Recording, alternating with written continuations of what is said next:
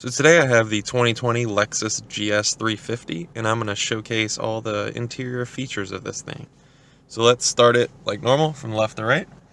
You got your normal window switches, door locks, rear mirror, toggle, and then you have your different driver preference seat settings. So you got 3 of them if you would like.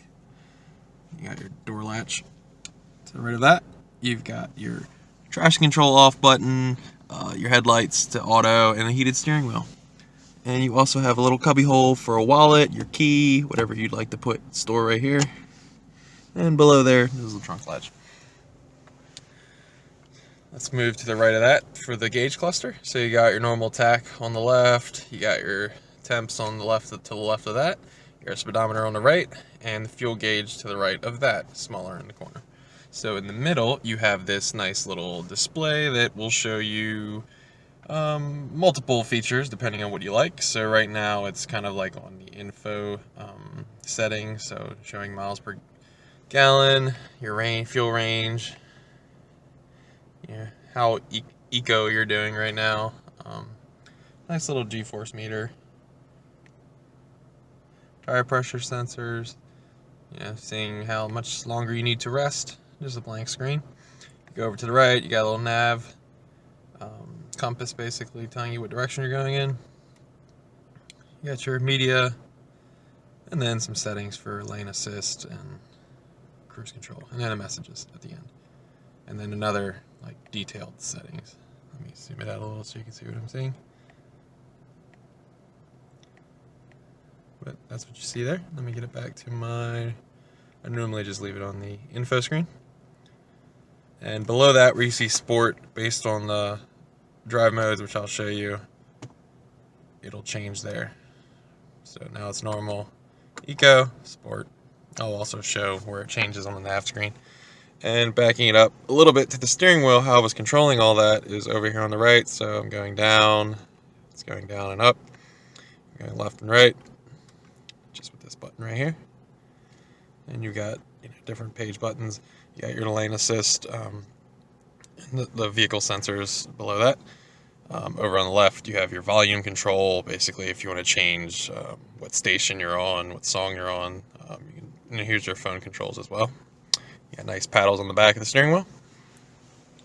To the left of that, you got your start-stop button, and down here is your parking brake button, and you can hit the button to turn it off to auto. So basically, when you go into park, it automatically sets the parking brake if you have that button green, as you can see. I am a big fan of Lexus and Toyota vehicles because they automatically go into basically put the emergency brake automatically for you when you go into park. Not really sure why that's not a feature in every car, because it's really smart to do that. But in the Lexus, you can turn that off if you wish. Let's go up to the nav screen. So right now it's on the music screen, but let's go to the menu. Basically, you can have your maps, destination, radio, media, phone, Lexus's full app suite, info, climate, and just the setup screen. So to the right of that, you also see this like little mini screen where you can have basically 2 screens working at the same time. So you got media, phone. I don't have a phone connected to it right now.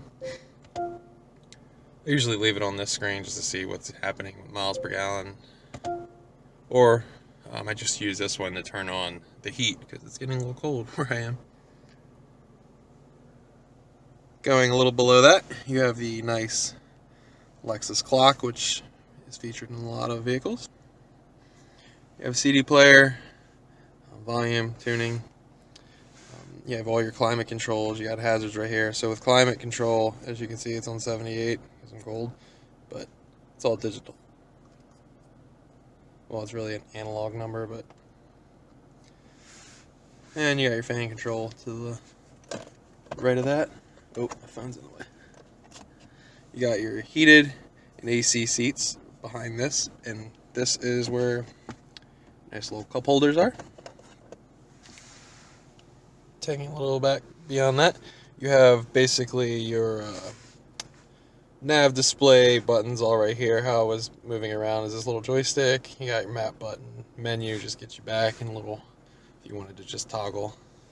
And there's an enter button right here on the left. On the left. To the left of that, you have your gear selector. So you do not have to push any button to get into a gear, but you got your normal park, reverse, neutral, drive, and then once you're in drive, if you knock it over, you can then select gears manually, and that'll be displayed up here. So right now, if I go to drive, so I'm in drive, I knock it over, and now you see M1, and you can go cycle through the gears manually if you like. And also you can do that with the paddles.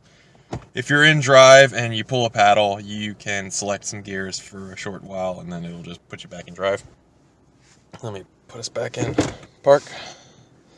So right behind that, you have the drive mode selector. So you get Eco, and that puts Eco up on the display up there, and like I showed you earlier, up there. So Sport, you swing it to the right, you got Sport and Sport. And if you want to cancel, you can only basically go left and right. So left would be Eco, right would be Sport, and to get it back to normal, you push down. There's also a snow button, so you can be in, and all that does is illuminate a snow on the little center display. So I'll show you. So you could be in Eco and snow, you could be in normal and snow, or you could be in Sport and snow. And I just disabled it to take it back off. And behind that, you have nice little cubby hole. This comes out.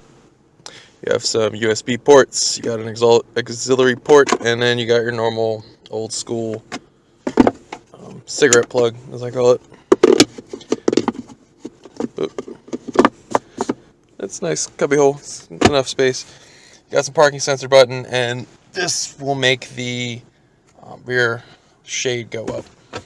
I'll give you a look at what basically you would see had I not been sitting in this seat, but this is the interior.